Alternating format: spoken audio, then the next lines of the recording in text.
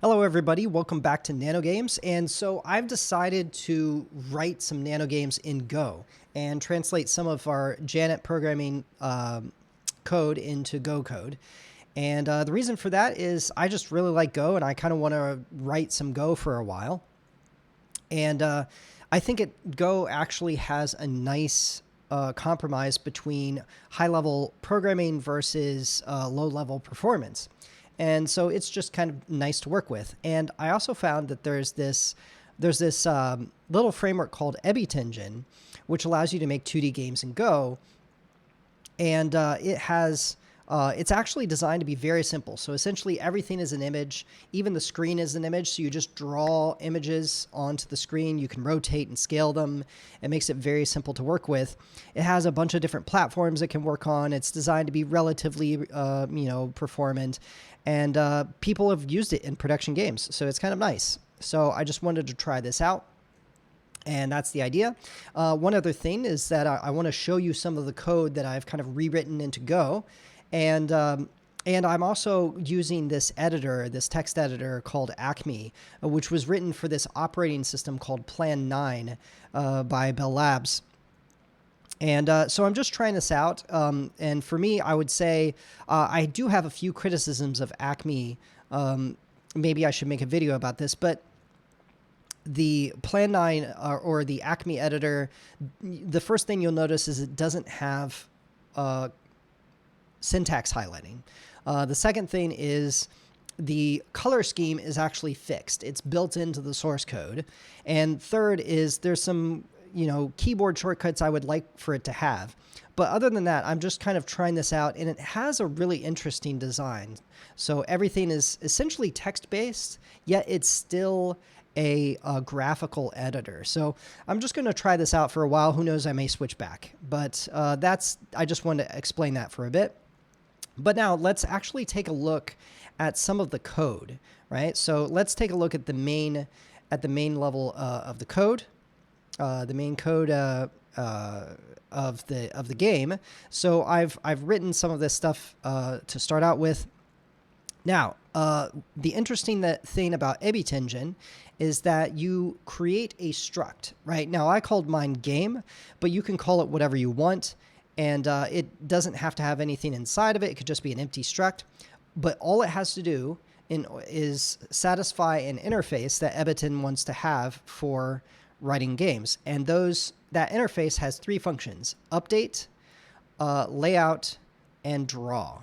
And so what will happen is when you call run game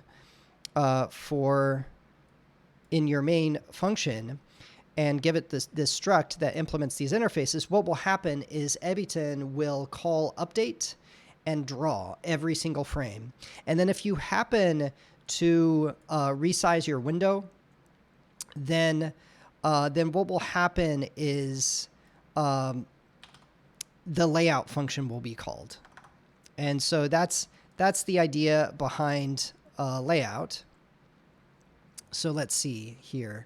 The other thing that I want to do, we'll get to that in a second. So essentially, these are the three functions. If you implement these three functions, then Ebitengine will be able to run your game. So everything essentially goes inside here, right?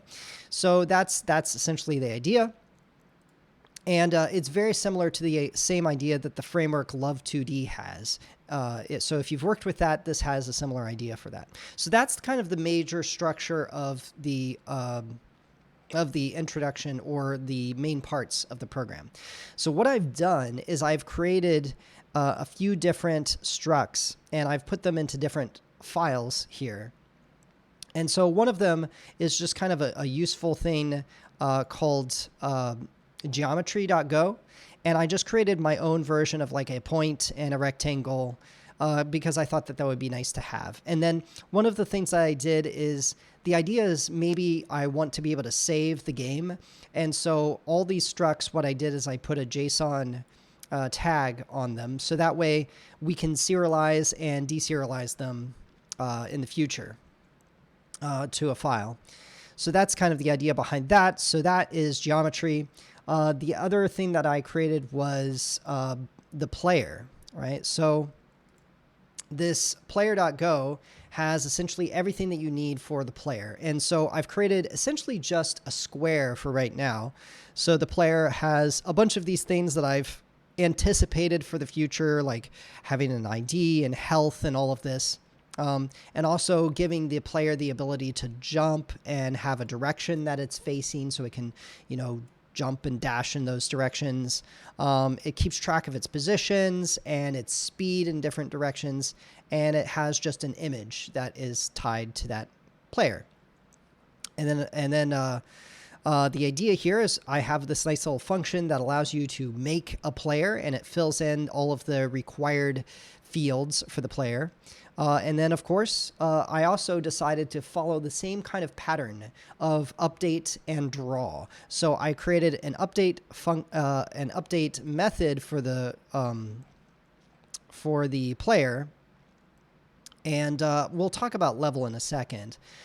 So the update, all it does is it looks at the player input. And so I've got this allow you to go left and right. And then I also did allowed the user to escape the game by just hitting the escape key.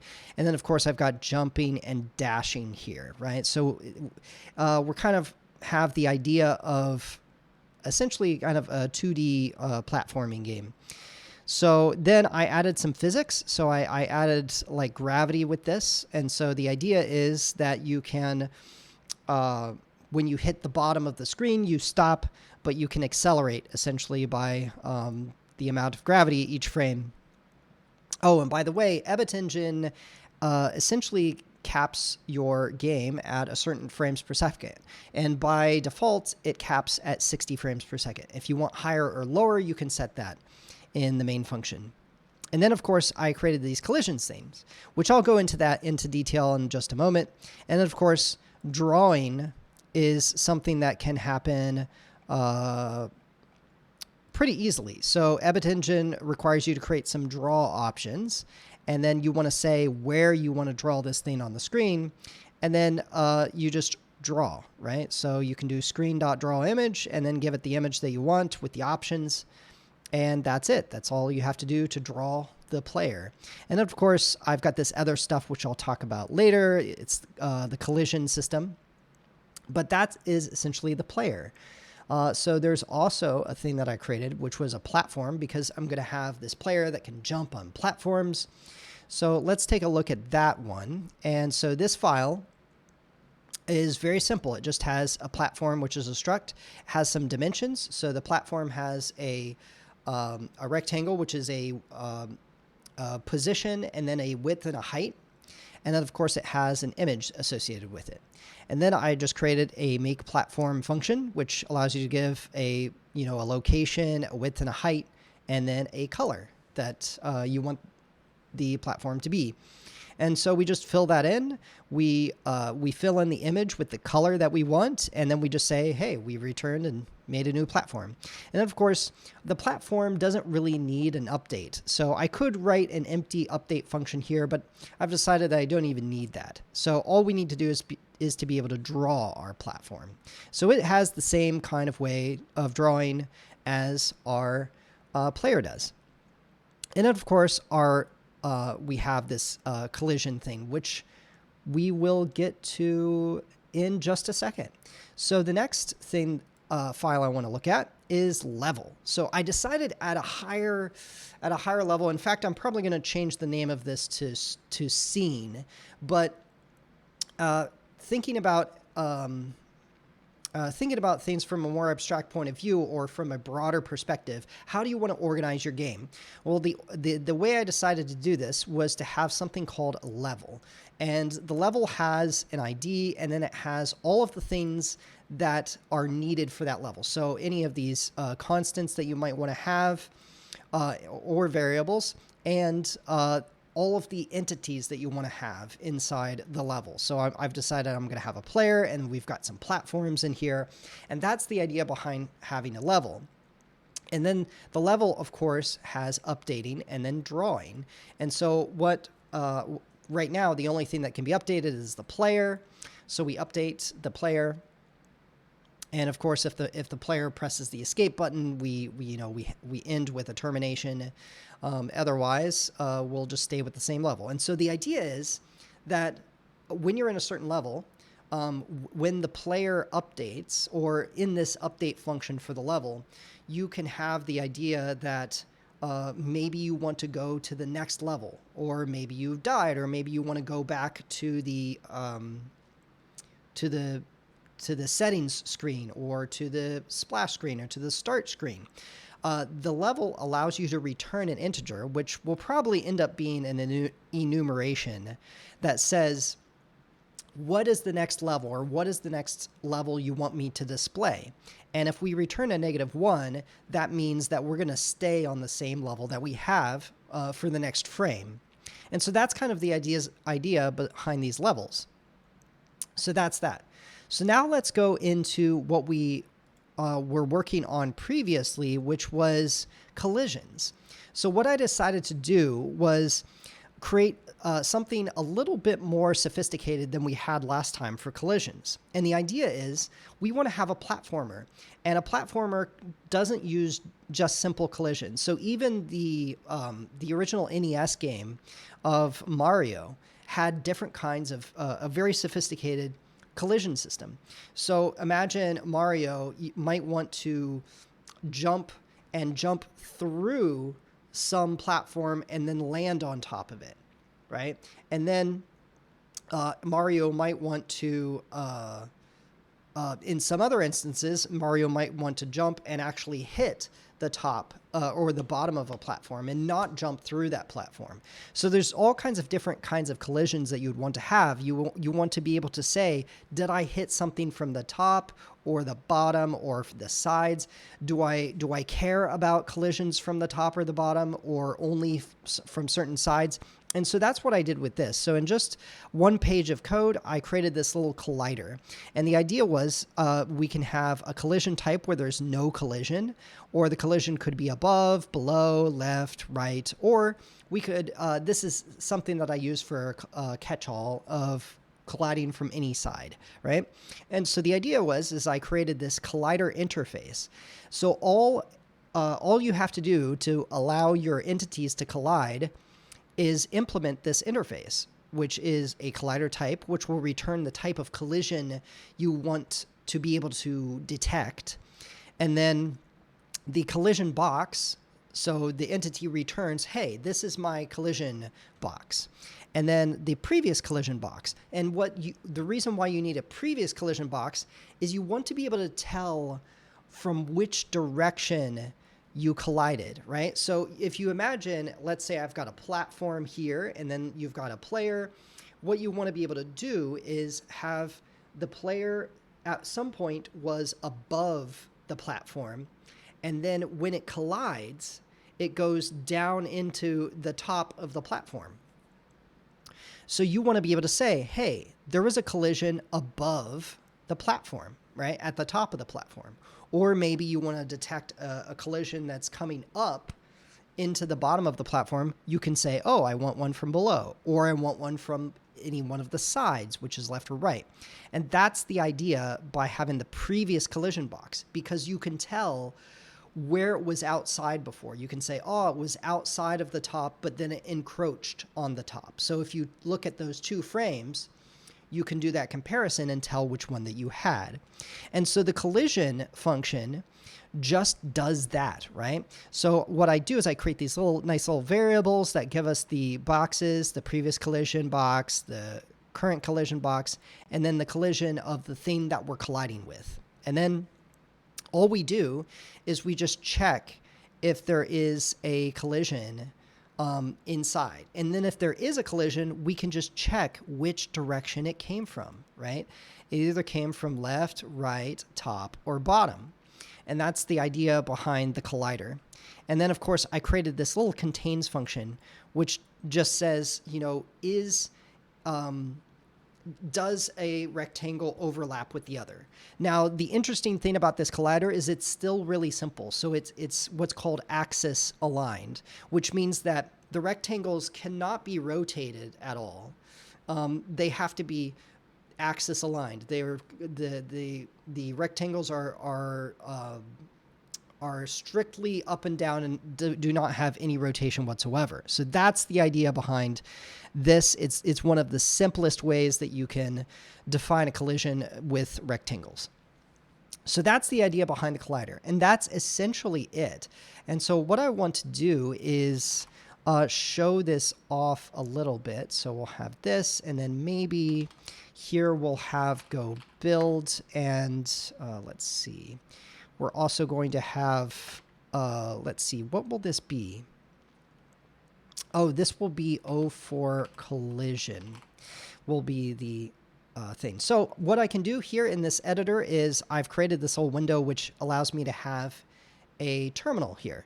So if I go, actually right now I don't have any modules, so I'm going to do go mod init, and I'm going to call this O4 collision. And then I'll do go mod tidy to get all of the Ebitengine stuff, right? And so now what I can do is, the other cool thing about this editor is that you can highlight these things, and if you middle click, it will actually, any text that you have can be a command. And so all of these things, these aren't really special buttons up here in these cyan blue things. This is just text. In fact, I can edit this text, right? But what you do is if you middle click, that will actually execute the command. So I actually just built my program here. And in fact, if I do get up here, you can see now that O4 collision exists, right? So if I middle click this O4 collision, it will actually create my game here, right? And so now I have this nice little thing. I've got the jump and I've got collisions happening. Let's see, here we go. Boom, boom, boom, boom. Okay, so there we go. So we've got collisions that work here. So that's kind of the idea is you can write the stuff and go. It was actually not, you can see it's not that much code. Like collision was just a page. And then of course, the rest of these files aren't very big either. Right, so the level code was very tiny, and the platform code is very tiny. And so the idea is that we just write our code, and that just makes it very simple. And so we'll just run this one more time just to show that it works.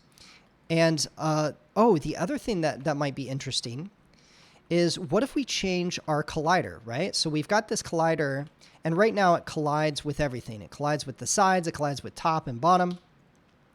So how would we change to, say, jump up through a platform, but then land on top? Well, then we can say, well, the collision type that we want to have with a platform is only from above, right? So then what we'll do is we'll save this, we'll build the program, we'll run it, and now we should only have collisions from above. So now I can actually jump through each one of these boxes, and I only collide from above, right? So I can't actually collide from the side anymore, and I can't collide from the bottom, but I can collide from above. So that's kind of nice, right? I can even do it, the other way, right? I can say, let's do below. Whoops, let's do below. So we'll save that, and then we'll build, run. So now we should be able to, oh, whoops, did I not? Let's see, did I do this correctly? Okay, let's build, run. Or did I may have a bug. Oh yeah, so here's from below, okay? So now you can see I can fall from above down below, but I can't go above it, right? And here I'm stopped, right? If I go over here, I can jump a little bit higher, but I'm stopped if I... Okay, so that's kind of the idea. So there we go. So now we have Go, and next time we'll be able to actually build like a little game inside of this, and it should be pretty fun. So till next time.